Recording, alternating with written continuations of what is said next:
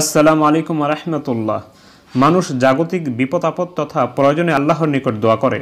কারো দোয়ার সঙ্গে সঙ্গে কবুল হয়ে যায়, আবার কারো দোয়া অনেক দেরিতে কবুল হয়, আবার কারো দোয়ার পরিণাম পরকালে প্রদান করা হবে। কিন্তু দোয়া করার আগে দোয়া কবুলের পরিবেশ তৈরি করতে হবে, যেভাবে দোয়া করলে মহান রব্বুল আলামিন বান্দার দোয়া কবুল করবেন। আল্লাহ রব্বুল আলামিন এসব বিষয়ে কোরআন ও হাদিসে রাসূলের মাধ্যমে আমাদেরকে জানিয়ে দিয়েছেন। সুপ্রিয় দর্শক, প্রতিটি মানুষেরই মনের ভিতরে কিছু আশা থাকে যাহা সে পূরণ করতে চায়, আর তাহা পূরণ করতে হলে অবশ্যই আল্লাহ রব্বুল আলামিনের নিকটে বলতে হবে, চাইতে হবে। রাসূলুল্লাহ সাল্লাল্লাহু আলাইহি সাল্লামকে জিজ্ঞাসা করা হয়েছে, হে আল্লাহর রাসূল, দোয়া সবচেয়ে বেশি কখন কবুল হয়? এর উত্তরে রাসূল করিম সাল্লাল্লাহু আলাইহি সাল্লাম বলেছেন, ফরজ নামাজের সালাম ফিরানোর পর আর শেষ রাতের দোয়া। আসুন আমরা সে সময়টিতে বেশি বেশি করে দোয়া করব।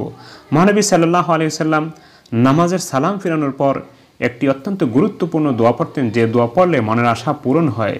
হযরত মুগির ইবনে শুবা মুআবিয়া রাদিয়াল্লাহু আনহুর নিকটে একটি চিঠি লিখলেন এবং বললেন, রাসূলুল্লাহ সাল্লাল্লাহু আলাইহি সাল্লাম যখন নামাজ থেকে ফারেগ হতেন তখন তিনি এই দোয়াটি পড়তেন, লা ইলাহা ইল্লাল্লাহু ওয়াহদাহু লা শারীকা লাহু লাহুল মুলকু ওয়া লাহুল হামদু ওয়া হুয়া আলা কুল্লি শাইইন কাদির।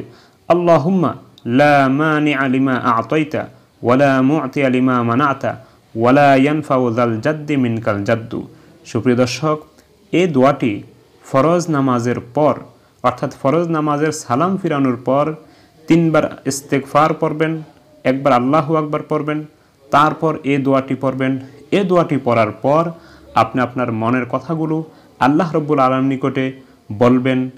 এরকমভাবে কিছুদিন যদি নিয়মিত দোয়াটি চালিয়ে যান, ইনশাল্লাহ আপনার মনের আশাগুলো আল্লাহ রব্বুল আলামিন পূরণ করে দিবেন, এতে কোনো সন্দেহ নাই। তবে দোয়া করতে হবে ইয়াকিন ও বিশ্বাসের সাথে যে আল্লাহ রব্বুল আলামিন আমার মনের আশা পূরণ করবেন, এতে কোনো সন্দেহ নাই। আমিন। আসসালামু আলাইকুম।